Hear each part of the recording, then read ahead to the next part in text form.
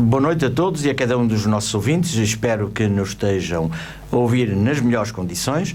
Estamos com mais um Ser Igreja, o programa da Rádio Sim, aberto às notícias que nos chegam, sobretudo da Diocese de Braga e também da de Viana do Castelo. Pode também ver a primeira parte no formato vídeo em YouTube, no canal da Diocese de Braga, programa Ser Igreja, e ainda no sítio da Diocese, www.diocese-braga.pt, onde está lá o programa, ou vai estar o programa de hoje, e estão os anteriores em arquivo. Nós estamos a terminar o ano civil, em pleno ano da fé. Dia 3 de janeiro ocorre um acontecimento em relação ao qual nenhum de nós, cristão ou não cristão, pode ficar indiferente, na medida em que, a 3 de janeiro, o Sr. Arcebispo Primaz, Dom Jorge Ortiga, celebra as suas bodas de prata e episcopais. É com o Sr. Arcebispo que nós vamos conversar um bocadinho, na medida em que 25 anos já é um período de tempo suficientemente longo, enfim, para se ter uma perspectiva do que foram estes 25 anos, ricos, multifacetados, cheios de alegrias e de tristezas, como diz a Gaudium et Spes, não é? Logo na abertura. Sr. Arcebispo, acha que estes 25 anos são de Gaudium et Spes? Ora, antes de mais, naturalmente, uma saudação para todos os ouvintes e neles para todos os arquidiocesanos, não é? Agora, a pergunta que formulou, evidentemente que sim, porque se me perguntasse o que é que tem mais peso, se são as alegrias ou se são as tristezas, as penas, as esperanças e tudo isso, era difícil e talvez um pouco mais complicado. Agora, a vida de bispo, como a vida de qualquer ser humano, encerra momentos de profunda alegrias, grandes alegrias, né? Muitas esperanças, né? E naturalmente também algumas tristezas e preocupações. Há um misto, digamos assim, que é característico da vida de todos, a que com a fé vamos procurando dar resposta no dia a dia para estarmos sempre no essencial e prestar atenção àquilo que naturalmente o Espírito de Deus pretende para a Diocese em determinados momentos e não porventura aquilo que nos apetece em termos de quase de sentimentos. Estou bem, faço bem, não estou bem, não apetece, não vá. Não, é aquilo que o Espírito quer naturalmente comunicar à Diocese e realizar através destes instrumentos que são instrumentos, e somente instrumentos, ou deveriam ser, mas que talvez sejam também instrumentos indignos, não é? Sr. Bispo, escolheu como lema de pontificado, tenho dado a pensar, enfim, é das Sagradas Escrituras, para que todos sejam um. Não foi escolher um lema um bocado complicado, numa época de tanta perturbação interna e internamente à vida da Igreja? É muito complicado. Não é? E é muito complicado hoje, como era efetivamente no tempo de Jesus Cristo. Não é? Nós encontramos essa expressão no Evangelista São João, capítulo 17, não é? Num texto que é intitulado de variedíssimas maneiras. Não é? Há quem lhe chame o Testamento de Jesus Cristo, há quem lhe chame a oração sacerdotal, tem vários nomes, digamos. Mas eu digo que era complicado já no tempo de Jesus Cristo por uma razão muito simples, não é? Jesus deixa-nos quase que uma ordem muito concreta e muito explícita, não é? Que é o amai-vos uns aos outros. Disto conhecerão que sois meus discípulos, não é? Amai-vos a todos, incluindo os inimigos. Esta é uma ordem, digamos assim, não é? E algo que, naturalmente, os seus discípulos daquela época, e, consequentemente, ao longo da história da Igreja também, eu direi que basta querer para pôr em prática, não é? O amor também nem sempre é fácil, mas recomeçando todos os dias, nós podemos, efetivamente, amar, e amar não é assim tão complicado como parece, não é? Agora, fazer com que todos os discípulos de Jesus Cristo e depois a própria Igreja no mundo seja efetivamente um sinal de unidade, que todos sejam um, isso de facto é bastante complicado. E não é por acaso que este texto de São João, e era aqui que eu queria chegar, quanto ao amai-vos uns aos outros, é o mandamento novo. Aqui, quem ler é o capítulo 17 de São João, é uma oração que Jesus Cristo faz ao Pai, como que pedindo que todos sejam um, para que o mundo acredite, que nenhum se perca daqueles, e é todo como é que é dizer, um texto literário, onde aquilo que aparece e que emerge é de facto uma oração, não é? E por isso era difícil naquele tempo, e é difícil também hoje. Mas o facto de ser difícil não quer dizer que não era necessário. Também no tempo de Jesus Cristo, ele já sabia que, inclusive, dos 12, daqueles mais íntimos, um o iria trair solenemente, e os outros também o abandonaram e deixaram ficar sozinhos, não é? Portanto, e houve logo desde o princípio, na história da Igreja, se nós lermos o livro dos Atos dos Apóstolos, começaram logo a existir fricções, tensões, partidos, grupos. O São Paulo fala disso maravilhosamente, falando de nomes concretos, mas também de nomes fictícios dessas mesmas divisões, como quer dizer que a unidade se tem que construir sempre, não é? Então, hoje eu terei que dizer que viver para a unidade, para o que todos sejam um, é desafiante, não é? É desafiante dentro da Igreja, numa variedade tão grande de personalidades, de maneiras de interpretar a vida e a vivência do próprio cristianismo, não é? A começar pelos sacerdotes. Naturalmente, uma diocese que tem 500 ou perto de 500 sacerdotes, não é muito fácil concretizar, digamos, a unidade. Chegando depois a todos os fiéis, àqueles que frequentam habitualmente as igrejas, não é? Depois, dentro das comunidades, dentro da diocese, entre os movimentos, entre as associações, entre os institutos de vida consagrada, não é? Mas depois, saindo para fora do mundo e olhando, porque temos que também projetar-nos fora, não é? Sentir-se um instrumento da unidade, não é? Com aqueles que religiosamente pensam de uma maneira diferente connosco, numa relação de ecumenismo, portanto, com os cristãos, embora cristãos sem, digamos, a plena filiação na Igreja Católica, obediência ao Papa, não é? Mesmo outros também, ditos cristãos, que têm outras maneiras de interpretar o mesmo amor a Jesus Cristo.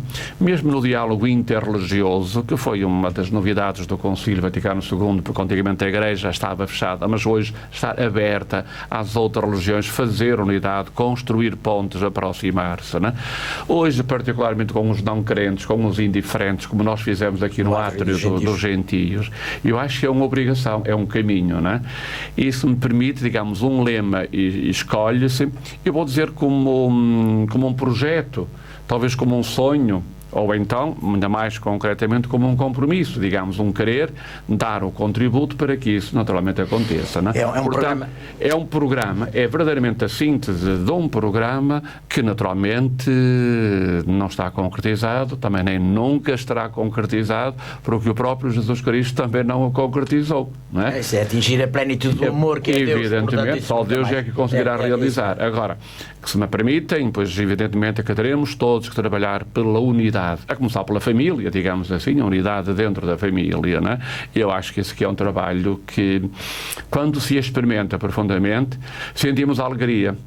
E porquê que sentimos esta grande alegria? Porque é nesta unidade, no amor, no tal mandamento do amor que gera a unidade, né? Que nós fazemos a experiência da presença mística de Cristo, né? Aquela outra passagem do Evangelho que diz: onde 2 ou 3 estão reunidos no meu nome, eu estou presente no meio deles. Então, quando efetivamente há o amor e quando a unidade se concretiza, há uma presença de Cristo e então há plena alegria, quase como no Alto do Tabor, na Transfiguração, os apóstolos diziam, mas como é bom, fiquemos aqui a vida toda. E é isto que nos falta. Aliás, quando nós estamos, eu não sei se os ouvintes já fizeram esta experiência, né? Se vão, por exemplo, a uma Eucaristia, pura e simplesmente por ir, estão ali somente por estar, à espera que o Padre diga, ide em paz e o Senhor vos acompanhe. Os jovens têm razão quando dizem isto é um frete, não é mesmo um frete, não pode ser mesmo um frete, né? Mas quando porventura se está numa vivência profunda de comunhão, e não apenas de Eucaristia, mas na palavra com os irmãos, nós sentimos uma tranquilidade, uma serenidade, uma paz, não é? E é isto que hoje também nos falta, mesmo na dimensão litúrgica, e estou a falar num aspecto, né, que também é fundamental. Sem dúvida. Sr. Arcebispo, 25 anos, eu dizia há bocadinho, são muitos anos, não é? Mas ainda tem muitos mais. Não sei, seja o que Deus quiser. Teoricamente, estatisticamente, estatisticamente ainda tem. Qual é o balanço que faz destes 25 anos? O que é que ressalta de positivo, isto é, que no seu empenhamento como pastor da Diocese gostaria de sublinhar? Olha, eu não gosto, digamos assim... Não é o autoelogio. Não é. Isso é um aspecto, evidentemente também não ia por aí, também já me conhece, não vou por aí, né? Mas não gosto também muito de fazer balanços, eu gosto mais de me concentrar, vou quase que dizer, na energia do momento presente, aquilo que o momento presente me solicita e me pede para poder dar uma resposta, né? Agora, mas situando e olhando um pouco para aquilo que naturalmente se vai realizando, não é? Eu costumo usar uma expressão, já há muitos anos esta parte, e já muitas pessoas também me ouviram, não é? Eu gosto de dizer contente, mas insatisfeito, não é? Mas isso é bem feito, isso é bem dito. Contente com aquilo que se conseguiu fazer, mas insatisfeito, saber que há muito mais para fazer. Aliás, o nosso Camões, quando define o amor, diz o contentamento descontente, não é? É verdade. Estamos contentes, mas o amor, quando um amor está contente, no sentido que pensa que tem tudo, falta-lhe alguma coisa, o contentamento descontente. Eu costumo dizer contente, mas insatisfeito. O que quer dizer? Quer dizer que há muito caminho para andar, não é? Naturalmente, se olho para aquilo que eu gostaria de ver em termos da unidade entre os sacerdotes, dou graças a Deus, mas há muito caminho para percorrer. A mesma coisa, digamos, na unidade das paróquias, o trabalho que se realiza em termos de concretizarmos um programa pastoral, que graças a Deus, desde que sou arcebispo, todos os anos temos atempadamente um programa e mesmo um plano, e que todas as comunidades o deveriam fazer, não é? Eu tenho que dar graças a Deus, não é? Embora sabendo que há muitas comunidades, e tenho que ser honesto, não é? Que não ouvem falar sequer do programa pastoral, seja o ano da fé, seja da palavra, como tivemos há pouco tempo. Evidentemente, isto não somos ingênuos e sabemos que naturalmente que é assim, não é? Quando olhamos, digamos, para os movimentos, dou graças a Deus por aquilo que se vai constatando e verificando, mas também ao mesmo tempo se verifica que alguns continuam com as suas coisas isoladamente, olhando só numa determinada perspectiva e não sendo capaz de se integrar neste todo da unidade. Portanto, poderia aqui continuar com muitos exemplos, mas dá-me a impressão que se quer um balanço, eu diria, assim, com toda a simplicidade, e creio que muita gente entende, muito contente, mas também ainda muito insatisfeito, não é? O trabalho é meu, digamos assim, para fazer. É nesse sentido que há insatisfação. É como que o pivô que vai alimentando e animando e incentivando, etc. Portanto, no entanto, o Sr. Arcebispo, um dia, que eu espero que seja muito tarde, deixa o pastoreio da Diocese, deixa marcos da sua passagem pela Diocese. Isto é, a Diocese, como uma entidade com quase 2000 anos, 1000 e não sei quantos anos, é uma realidade que tem na sua identidade a presença de muitos bispos que marcaram a sua passagem pela Arquidiocese, não falando naqueles grandes homens, Dom Frei Bartolomeu dos Mártires, ou Dom Rodrigo de Moura Teles, Dom Diogo de Sousa, Dom Manuel Vieira de Matos, etc. Tantos, são muitas dezenas de homens que marcaram. O Sr. Arcebispo também deixa a sua marca, já tem a sua marca, melhor dito, em algumas realizações que vão ficar para lá da sua passagem ao serviço da Diocese. Estou-me a lembrar a Casa Sacerdotal, por exemplo. Acho que é algo... Não, evidentemente, sabe, eu não fui, nem quero ser, digamos, um bispo marcado por uma preocupação de construir, não é? Mas, efetivamente, e dando esses exemplos de uma maneira, digamos, muito, muito rápida, pois procurei que, efetivamente, os nossos sacerdotes tivessem um espaço digno e, no caso concreto, moderno, muitos concordam, outros não concordam, não é? Com o mínimo de condições e de conforto e funcionalidade, não é? E neste momento muitos reconhecem que a Casa Sacerdotal é imprescindível, na medida em que nós temos lá, são cerca de 36 sacerdotes e são 27, 28 que estão em situação, digamos, de alguma dependência, uns maior, outros menores, não é?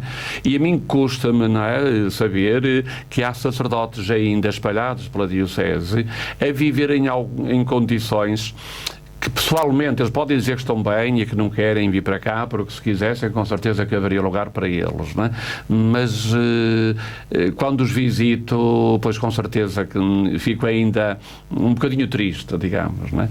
Mas depois também a questão do seminário, pois acabámos as obras num seminário e no outro seminário menor foi totalmente restaurado, totalmente renovado. Os serviços centrais foram também todos reorganizados em termos de maior funcionalidade e de maior proximidade. Não é? E também, se quisermos, de alguma modernidade na comunicação, não é? São aspectos que devem ser tidos em consideração, não é?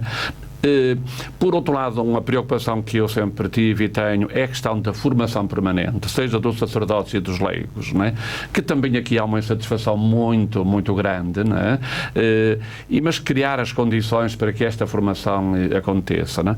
Não sei se haverá alguma diocese que tenha um auditório como nós, o Auditório Vita, com todas as condições para nos podermos encontrar, trabalhar e aproveitar, não é? Para além do Centro Apostólico do Sameiro, que continua, digamos assim, a ter também boas condições para retiros e que também deveria ser aproveitado por muitas mais pessoas, não é? Portanto, estas realidades mais exteriores, não é? Mas talvez aquilo em termos de obra que a mim mais me satisfaz e que mais me toca, eu vou dizer, e alguns poderão dizer que isto que não custa nada, mas não é assim tão fácil, não é? É que se me perguntar, digamos, onde fica a comunidade mais pequena da Diocese, não é? Eu sei lhe dizer onde é que ela está, sei lhe dizer onde está, digamos, a igreja, mais ou menos, não é? Porque às vezes as coisas alteram-se rapidamente e tudo isso, não é? E depois também os sacerdotes, saber um pouco a história dos nossos quase 500 sacerdotes, não é?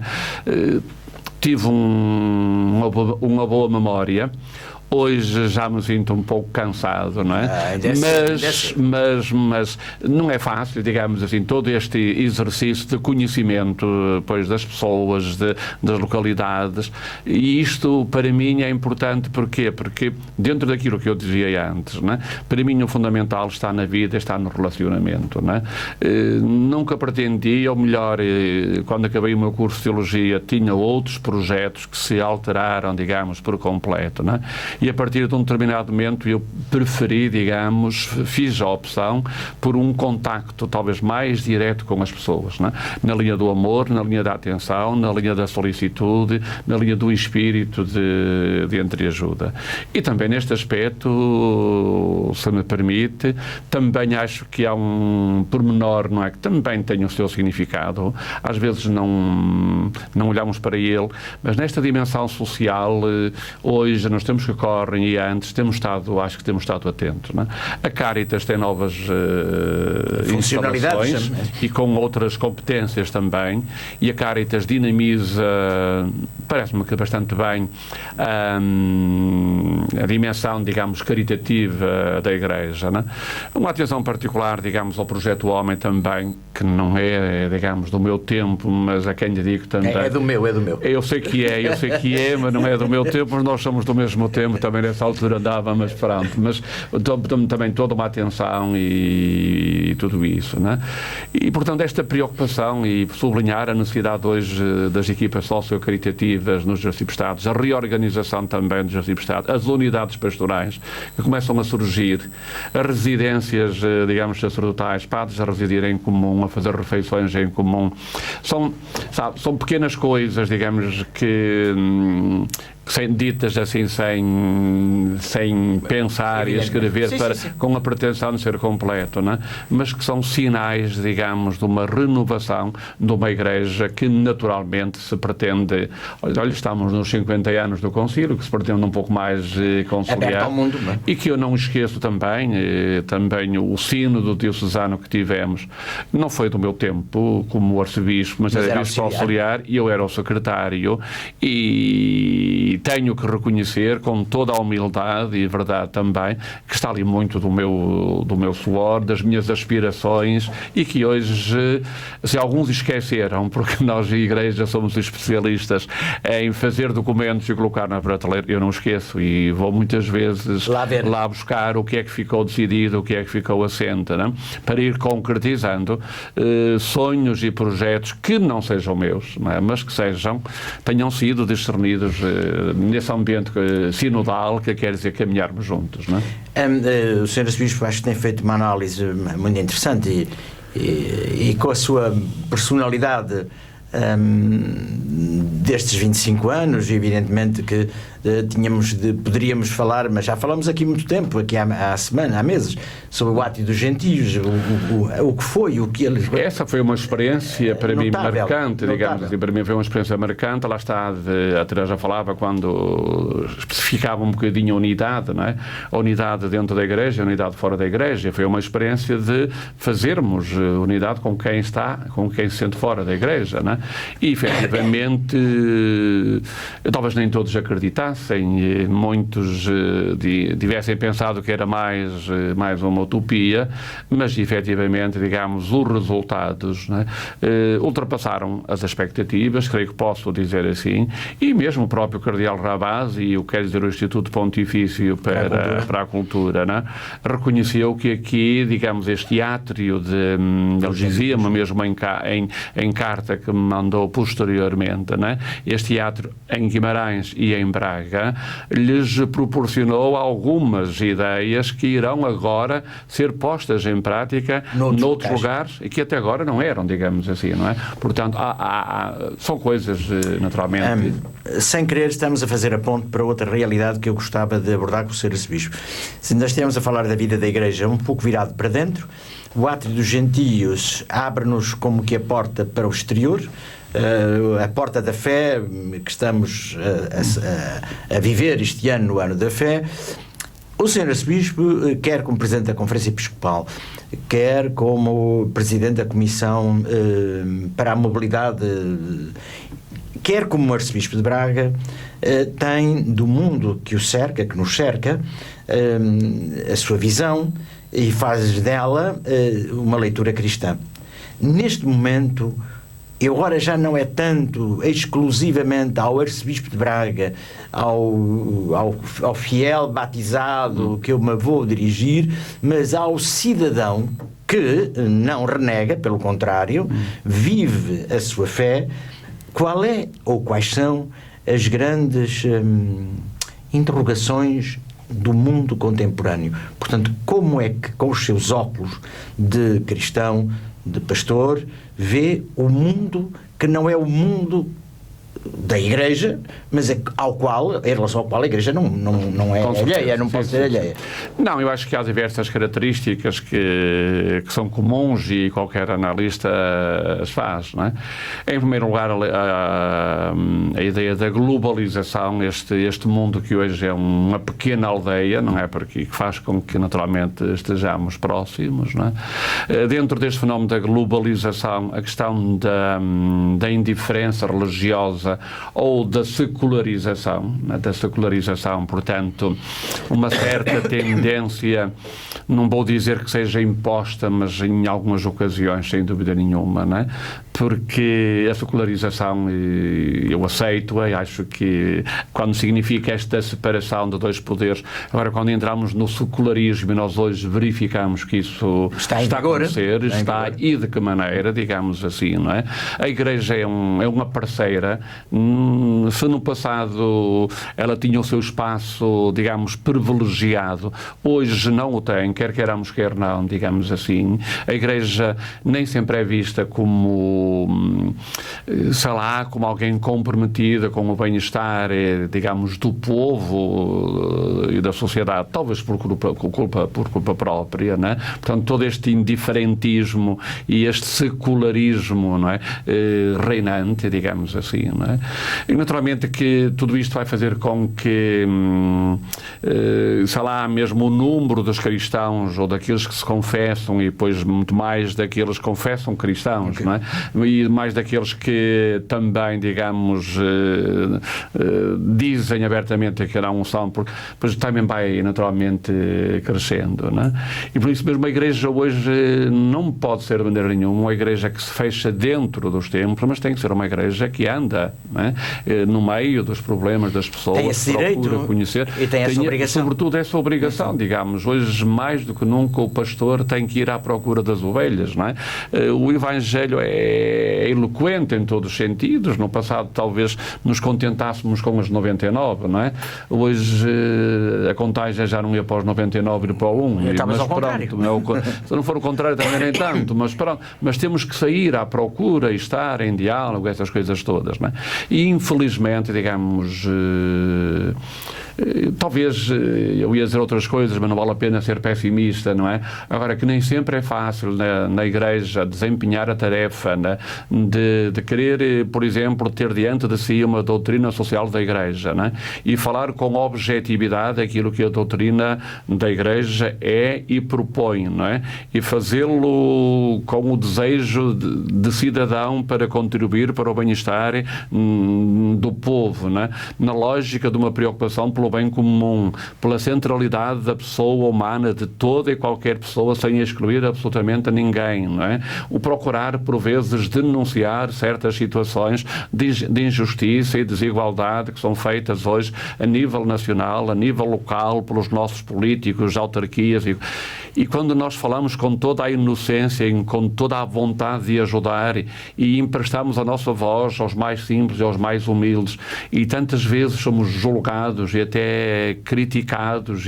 e às vezes, coisa pior, que eu não quero também trazer para cá, não é? Pois evidentemente que isto é consciência de um cidadão, não é? Que sabe que tem um trabalho para realizar, deixem-me passar a expressão do seu trabalho, não é? Um trabalho que sabe que é extremamente útil e necessário, digamos, à sociedade, que apenas o quer oferecer, não é? Mas que tantas vezes também sente essa dificuldade em o concretizar e em o realizar.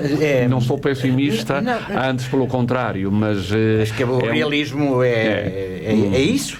Poderíamos naturalmente fazer muito mais pelo povo, perdem-se muitas energias, há muitas discussões, não é? Não nos aceitamos na complementaridade de uns e de outros, não dialogamos o suficiente, não é? Eu também sou capaz de o fazer, digamos assim, não é? E por isso também não somos capazes de discernir aqueles caminhos mais oportunos e mais adequados. Às vezes, nesta situação que estamos a viver, não é? A mim custa-me, pessoalmente, verificar, digamos, quase uma obsessão em defender os interesses do partido pelo partido, digamos assim, não é? E quando eu gostaria de ver políticos, seja num parlamento, seja a nível local, dizer assim, nós temos aqui diante de nós este povo concreto, não é? Que agora sofre, não é? Talvez tenha que viver do modo diferente, não é? Com muito menos, não é? Com austeridade ou sem austeridade, com sobriedade, que tenha que viver, mas vamos procurar, digamos, atenuar, vamos dar as mãos, vamos cuidar daquilo que é o essencial e depois pensemos um pouco também em nós, digamos assim, não é? Agora, quando só se pensa em nós, quando se vê, digamos assim, que há como que uma capa que protege, não é? Em termos de interesses pessoais, de grupos, de partido, essa coisa toda, pois isso é um pouco mais complicado e talvez já nos complique mais a situação. Não é? A conversa levava-nos muito longe. E isso por aqui é muito longe, sabe? Mas pronto. Não, mas acho que o que o Sr. Arcebispo disse é extremamente interessante e útil e atual. E eu estava a ouvi-lo e estava a fazer o filme de algumas encíclicas dos últimos Papas, por exemplo. Então essa questão das encíclicas do Papa são maravilhosas e como elas são voltadas ao esquecimento, não é? Estas últimas, com questões muito concretas, não é? Olha, esta mensagem do Papa agora para o Dia Mundial da Paz, onde ele fala, digamos, que a paz, para que haja paz, que é necessário um desenvolvimento, mas o desenvolvimento não é apenas de ordem económica, mas também é económica, não é? Onde não é apenas o lucro que comanda a felicidade e que promove. Há coisas que, deixe-me dizer assim, não é por ser cristãs, não é por ser ditas pelo Papa, mas quem quiser pensar e quem quiser olhar para isso, isto é verdade. É isto que falta hoje, não são estes valores que faltam à sociedade e não se quer verdadeiramente aceitar, não é? Talvez por um preconceito, não é? Talvez, não sei, será preconceito, não é? É capaz. Ou pode ser preconceito à partida, mas fecha-se a porta e não se quer, digamos, ouvir uma voz que incomoda, incomoda, e quem dera que a Igreja fosse esta voz que incomoda. Eu não fico triste quando me dizem que alguém ficou um pouco incomodado. Olha, se eu só faço o exame de consciência, se terei faltado à caridade ou não terei faltado à caridade. Olha, uma coisa é certa, não é? Eu, nas minhas homilias, nas minhas intervenções, deixe-me falar português para o povo entender. Nunca pretendo chegar a ninguém. Não sei se entende. Eu entendo e os ouvintes também sabem. É o que isto quer dizer. Não, digamos, a partir do Evangelho, a partir de uma situação, depois falar de uma situação. E não pretendo estar a dizer que é este o culpado ou aquele não. Isso aí, tenho a consciência tranquila e procuro naturalmente ser objetivo, ser realista, mas nunca com a preocupação de debater seja em quem for, não é? Mas não é fácil, não é? Não é fácil e eu penso que nós os cristãos, eu falo como cristão leigo e é nessa condição, às vezes os documentos da Igreja, sei lá, da Santa Sé, dos bispos, passam-nos um pouco à margem. Relativamente a esta crise que nós estamos a viver em todo o Ocidente e na Europa em particular, ela está diagnosticada e as soluções estão, por exemplo, na solicitude social da Igreja de João Paulo II. É preciso encontrar as estruturas de pecado. Foram elas que levaram a esta crise. Se o João Paulo II dizia o caminho da Igreja é o homem, foi porque a sociedade se afastou do homem concreto, da pessoa e se apegou às coisas, ao dinheiro, ao lucro, ao prazer, ao de qualquer consumo, maneira. E depois agora estão as consequências. Estão aí. Portanto, e agora pensa-se que há de ser um governo só resolver os problemas. Não é quando é que cada um terá que resolver. O Papa, quando na última encíclica diz que a grande questão da sociedade é uma mudança de paradigma, não é? Nós estamos olhando para a história teve épocas que nós conseguimos depois caracterizar, aquelas que estão para trás, digamos, que passaram, não é?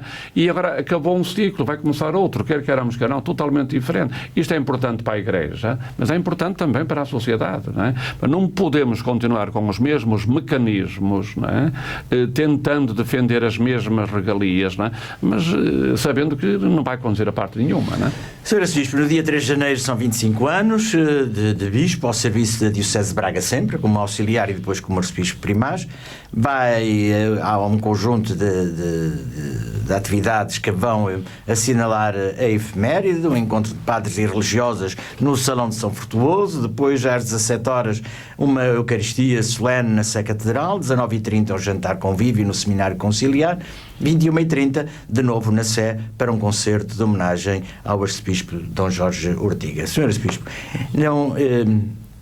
os nossos ouvintes agora estão todos à espera. E o que é que ele nos vai dizer como anseio de bispo para cada um de nós, não só no próximo ano, de 2013, mas nos próximos anos em que, se Deus quiser, o vamos ter como pastor aqui da Igreja de Diocesana? Olha, eu gostaria de dizer, já o disse variadíssimas vezes, que eu não gosto de festas, ou melhor, gosto que a vida seja uma festa para todos, não é?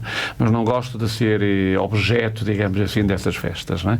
E não queria que isto fosse uma simples festa, mas fosse uma oportunidade para refletirmos sobre a Diocese, a Igreja como ela é, e e qual o papel que o Bispo deve ocupar. É por isso que, de facto, no dia 3 há esse encontro com os sacerdotes e com religiosos e religiosas às 3 da tarde. A Eucaristia, creio que disse às 17, que é às 17h30. 17h30 é uma Eucaristia, pelo menos a minha memória diz-me 17h30, né? Não há jantar, o jantar é apenas para os bispos que vêm de fora e mais alguém, digamos assim, essa coisa toda, porque procuramos cortar essas coisas todas, até porque estamos no tempo em que nos encontramos. Naturalmente, um ou outro sacerdote que, sendo de fora e que também quer ficar para esse momento de convívio à noite, pois também poderá, como habitualmente nos nossos seminários, acolhem sempre os sacerdotes, mas não haverá nenhum jantar, digamos assim, oficial, não é? Eu acrescentaria apenas aí que sinto o prazer e obrigação depois, no domingo seguinte, portanto, no dia 6, ir celebrar a terra onde nasci, em Famalicão, a quem eu não presto, é às 10h30 no domingo, no dia 6, não é? Gosto daquela terra, mas não dedico, digamos, aquela atenção e aquele carinho que deveria dedicar, não é? E depois, nesse mesmo dia, no dia 6, não é? No Sameiro, às 2h30, há a tomada de posse dos membros dos Conselhos Económicos da Diocese, não é? E às 3h30, há um pequeno encontro de convívio para concluir com uma Eucaristia também às 4h30, no Sameiro, que é sempre o santuário mariano e como tal deve ser estimado, não é? E também, digamos, lá está, por uma devoção, direi, particular. Não sei se é particular, mas pronto, mas a Maria é muito própria. A Maria é a Senhora do Sameiro, não é? Não é por acaso, e já agora, para os ouvintes, digamos que naquilo que chamam as armas da fé, eu tenho essencialmente 3 sinais. Não é o M, não é? Tenho 3 sinais. Depois tenho o sinal da cruz. O sinal não é fazer o sinal da cruz, a cruz, porque a vida é mesmo cruz, embora a cruz passagem para a ressurreição, que é nessa que eu acredito, não é? Tenho a estrela que é o sinal de Maria, digamos assim, e tenho a romã. A romã, que por acaso está também na heráldica de Famalicão, mas pela simbologia de que todos sejam um, não é? A romã é um fruto bonito ou feio, cada um é que saberá, saboroso ou menos saboroso também, conforme cada um, mas em termos de simbologia, me parece que é de facto maravilhoso, não é? Porque tem ali, há um único fruto e dentro uma quantidade enorme e imensa de outros frutos, digamos assim. São João de Deus. São João de Deus, lá está na caridade, na atenção pelos outros, foi escolhendo esse mesmo fruto nessa mesma atenção. E, portanto, são celebrações, perguntam-me o que é que eu ia dizer. Olha, não sei, digamos, mas sobretudo esta alegria de ser cristão hoje, não é? Esta vontade de servirmos a todos, particularmente os mais necessitados, não é? Da comunidade e fora da própria comunidade, não é? E esta vontade, talvez esta energia de todos como Igreja que somos, trabalharmos, não é? Pela aquela renovação que o Concílio Vaticano II pretende e espera nestes 50 anos que estamos a celebrar, de tal modo que sejamos, antes e acima de tudo, homens e mulheres de fé. Isto para mim como bispo, para os padres, para os leigos, não é? Fazer como que este exame de consciência sobre a fé, que naturalmente não apenas professamos, estamos refletindo sobre professar, mas sobretudo a fé que é capaz ou que deverá ser capaz de encher a nossa vida, não é? Sr. Arcebispo, muito obrigado. Obrigado, eu. Espero que estes 25 anos sejam vividos, este aniversário, seja vivido com uma grande paz interior e de consciência que a tem, de que fez o seu melhor, de que nós reconheçamos no nosso Arcebispo este homem que se tem dedicado à vida da Igreja e que, por muito mais anos, continuemos a usufruir da sua presença, do seu ensinamento, da sua humildade, da sua disponibilidade, da sua capacidade de escuta, mesmo para com aqueles que às vezes entendem que devia ser de outra maneira. Sr. Arcebispo, um bom ano para todos e caminhamos unidos, então, sempre, que é o fundamental. E até uma próxima oportunidade. Muito obrigado.